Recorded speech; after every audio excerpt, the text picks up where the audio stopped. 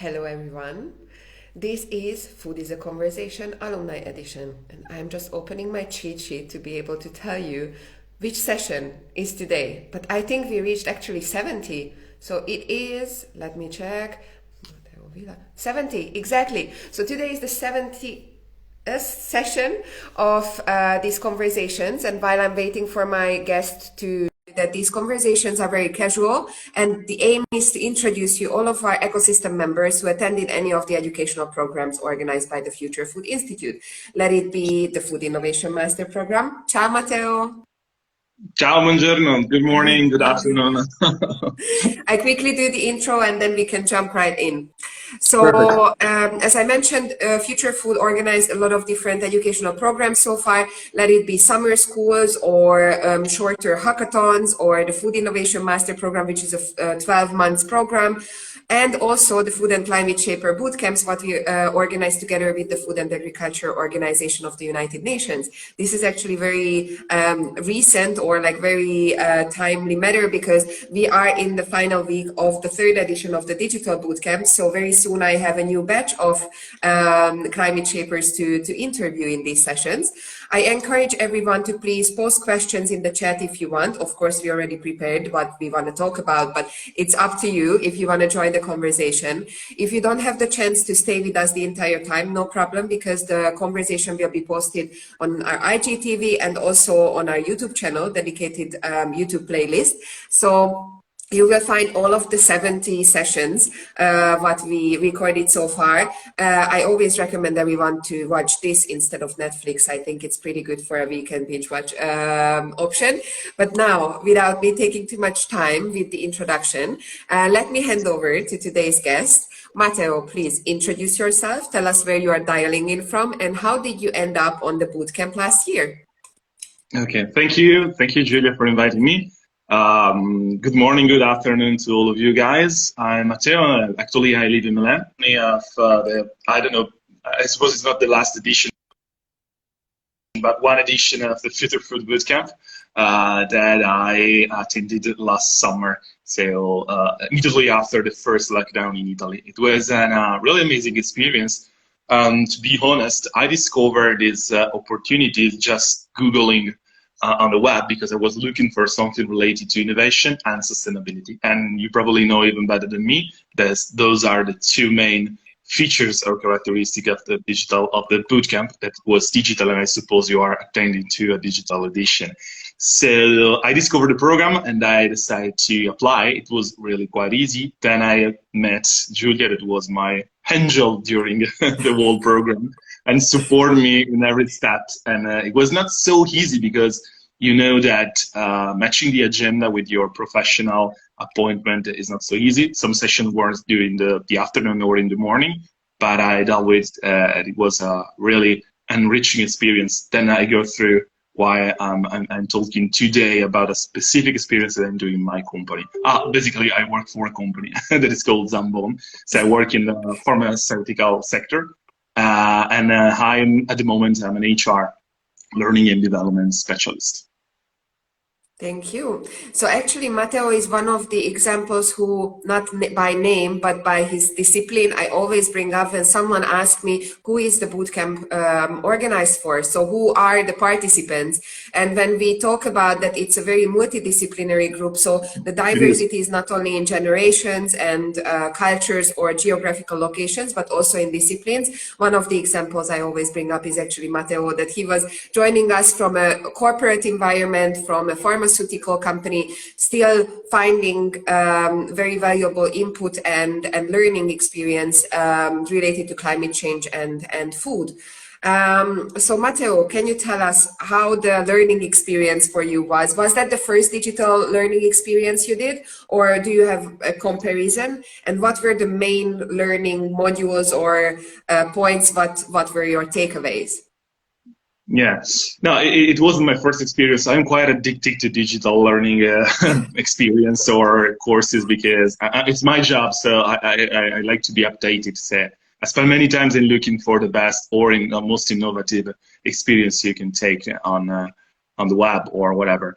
But I found that the digital bootcamp was really, again, different from the other because it was a perfect combination between theoretical aspects, someone, a professor, in this case, a person experiencing a specific discipline, explaining you something, with session where you can talk with your people and learn with your peers. And I discovered that this is a powerful tool really to get in touch with a new, amazing, in this case, argument or topic, not just learning or be trained about something, but just learning with your peers and really discuss with your people. This is one of the main takeaway that I take from the bootcamp. So have a mix or matching the opportunity to talk with a very amazing speaker, with the opportunity to have a discussion with your colleagues, and you can learn one from each other.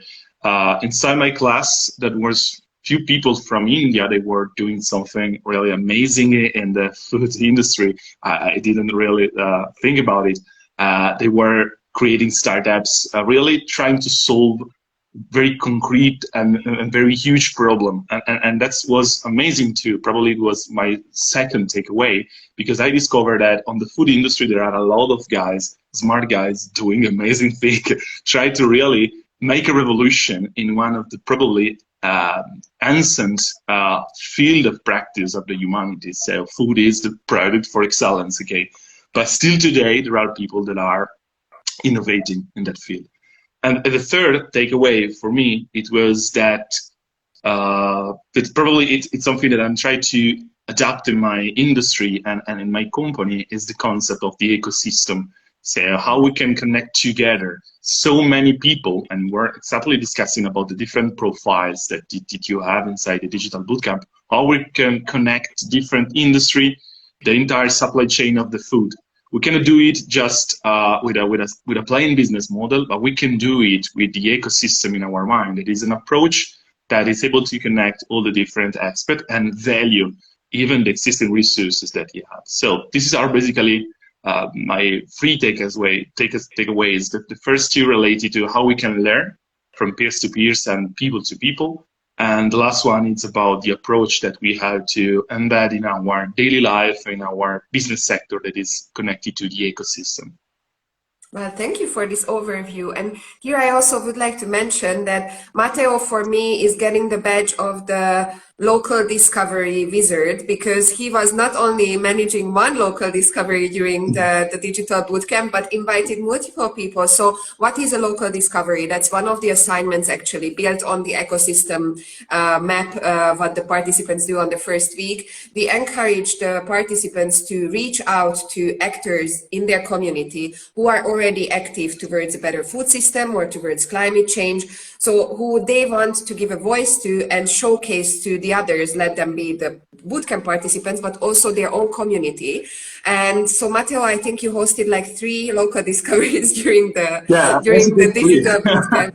Yeah, it was funny because it was even an opportunity to meet other people and to learn from their experience. So when I was invited to find my local expert, I really get a wide research on the web, on my network, to understand how to connect my personal and professional experience with the local discovery. And I decided not to go with that is okay, important, and sometimes they give a very meaningful insight and feedback to go to the local producer. But I talked with a lot of very high-skilled technological startup, like startup dealing with vertical farming. I invited Too Good To Go, then I discovered that you are still working with Too Good To Go. Try to connect my passion for innovation with your invitation to talk with someone who is doing something different in the food industry. And it was really amazing. With some of these startups, I'm still working now. So get this opportunity even is a way to enlarge your network, because it is. And don't go to the close local producer that you have in your town, but really look to a new horizon. 2 of these startups, they are based actually outside Italy, so they are not still local. But my idea of local was, we are all locked down, we are all connected with digital. So what's local and what's global? Okay, exactly. Let's go to the startup that you think that is interesting.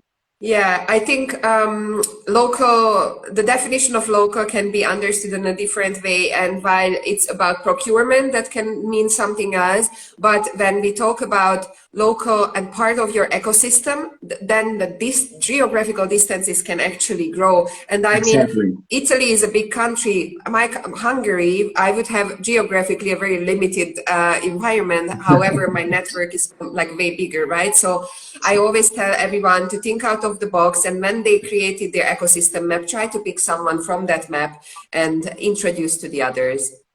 So Yeah, you probably the mentioned definition of local can be what matter for you. So locates it what's important for you. That's local. exactly. So you mentioned your organization and what you like that you are trying to implement things, and actually some things are currently, like bubbling in your either professional or private life. So could you tell us what are the elements what you were trying to implement on and on which way in your work? Yeah, I have to admit that most of the topics that I'm trying to introduce in my company are in some way connected with the Future Food Institute's activities and the experience that I had in the bootcamp. When I end the hackathon at the end of my bootcamp, I started thinking on how I could apply these learnings to my professional and personal background. And I decided to create something that it is in my mind quite similar to the bootcamp. So first, I take the reflection, and they are still called the reflection in the program I will talk to you about, as an opportunity really to learn inside a classroom, discussing with other people. So peer learning approach, if you want a definition. And I decided to create this program that now it's called HOPE. HOPE is an acronym, but it's even a word that is giving out a lot of trust in the future. So it's something that we can start building on. It's the HOPE. Okay. It's an innovation program that is still focused on how to innovate with a focus on sustainability.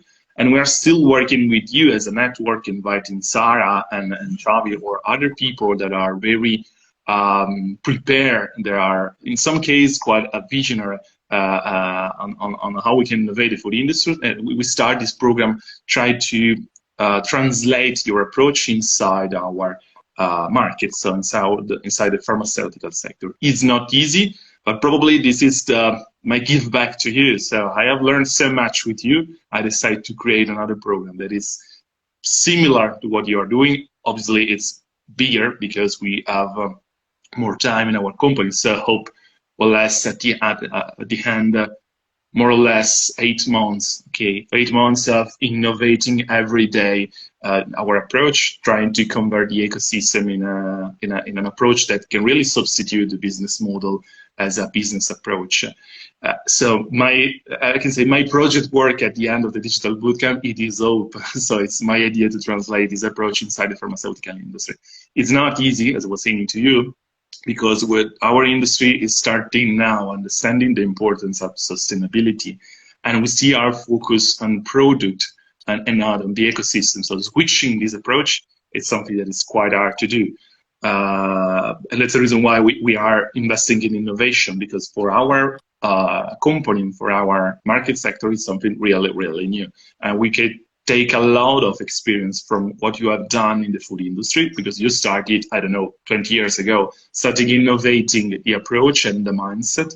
And now probably the most important thing is that, and why we look at the food industry, is that people are not approaching food as a simple product. We are approaching food as a meaningful experience. This is exactly what we want to do in our sector, because at the end, we don't deal with drugs, we deal with health. That is quite different. You can see there are many connections with food industry, but this is basically what I'm doing now, and it's a way to really bring your approach inside the company, because I think we can innovate a lot, even stealing some of the ideas that you have in the bootcamp.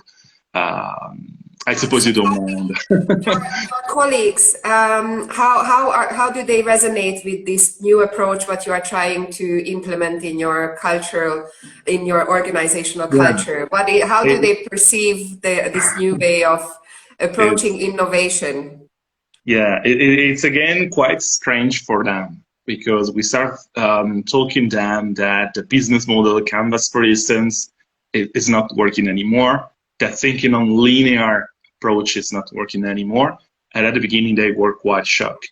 But they are, at the moment, they are trying to find a way to adapt this approach, this way to look to innovation, to their specific field of practice or their specific, I don't want to say job, but what they do every day in the company. So it's a very long journey. In my opinion, hope is just a starting point.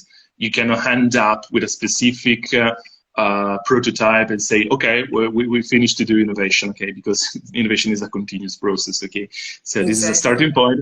I see every day that they are becoming more familiar every day with the new mindset that we're bringing to the company, but it's not easy. That's the reason why at the end of the program, they should prototype something, because prototyping something is a good way to learn and to understand which is the impact that you can bring in your own sector. Start doing things, it's the best way to learn and to start changing the mindset, okay?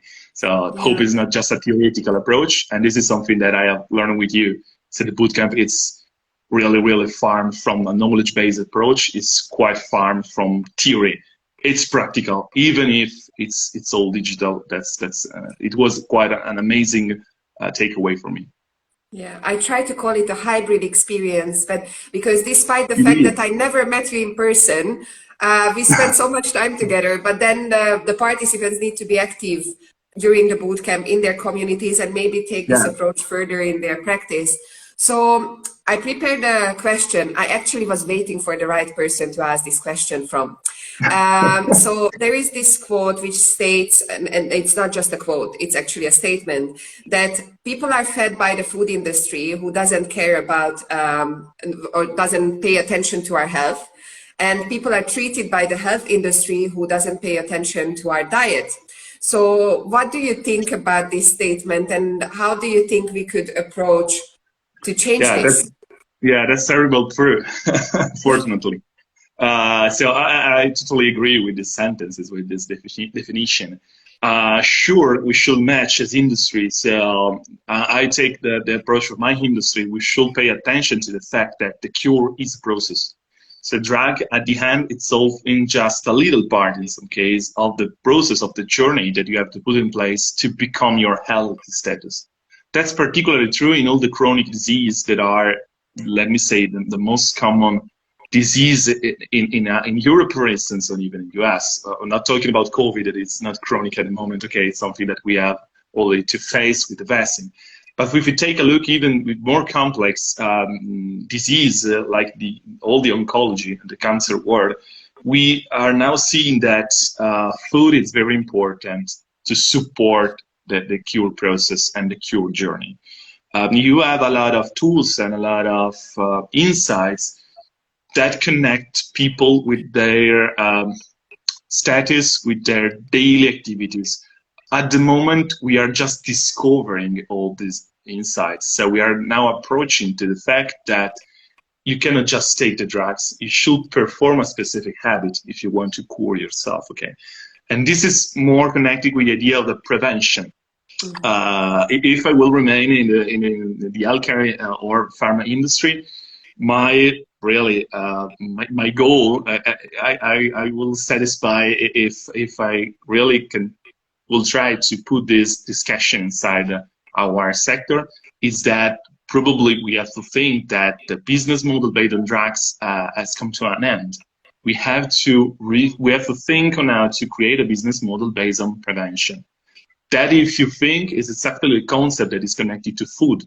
If you take the good food, if you have a healthy style of life, you are preventing yourself from the disease. Okay, and this is the connection that I see between our two sectors or industry.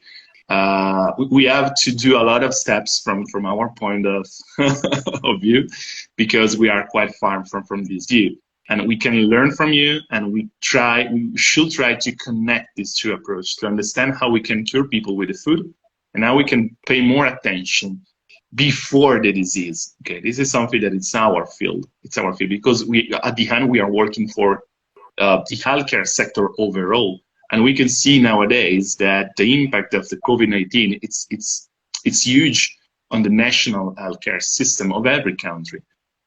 So we are coming to a very critical point. We have to work together from all the industry to try to understand what does it mean to have an healthcare system. Okay, what does it mean to be healthy today in Europe or in Italy? Okay, because if we are selling drugs for respiratory disease, that we should care, we should pay attention to the pollution in our city. Unless we are not taking the point. It's the same. It doesn't make any sense that you as an industry sell healthy food if you don't consider how this food has been made. Okay, it's the same Can approach. that actually be healthy if it was not made on a... Exactly. If you're not Right. sustainable for people, for the ecosystem, that's not healthy. Okay, probably you can put the label healthy on the supermarket, but it's a lie. Okay. Exactly. Those are the connections that I see. It's not perfectly clear in my mind, but it will be. No, I think It you will be. highlighted the most important points, and for me, prevention is always what pops into my mind when we address this topic, because we could have, like, it is not even in anyone's mindset. Even if I look at my parents or people, how they visit a doctor, they wait for a problem to occur and then try to solve it instead of living a lifestyle, having a mindset which prevents these problems to occur. So the Exactly. nutrition science is just the beginning of the connection with the healthcare sector. There are many studies, okay, but if you go to the normal doctors and general practitioner, the last question will be, what do you eat? Okay, it's Exactly. not the first one. If you think Epicuro probably was saying that the first cure that you can use is exactly food, okay. So Yeah, we have the definitely. knowledge to do it. Exactly. And I love that they tell people that you are obese or undernourished and so on, but they don't help them treating that on a way that they could change their diet to their individual needs, right?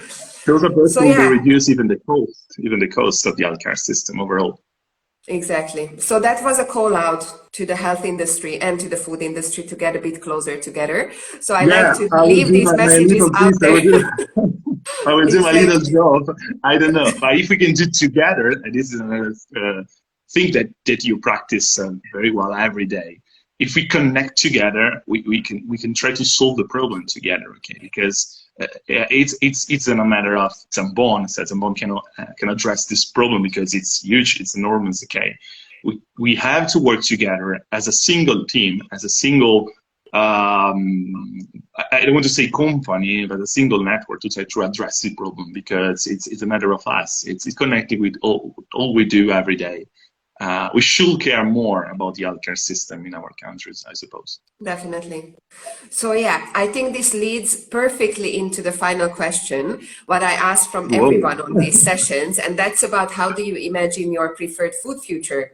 And I always offer you can be utopistic and, you know, visualize us something what is very hard to achieve, but this is what you would like to have.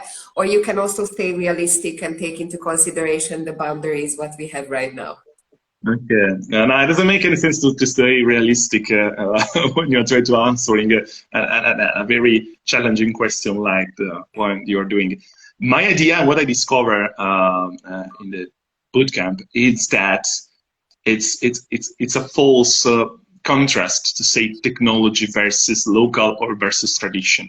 There are a lot of local producers in the food industry who are try to adopting the really amazing technology in their field of practice.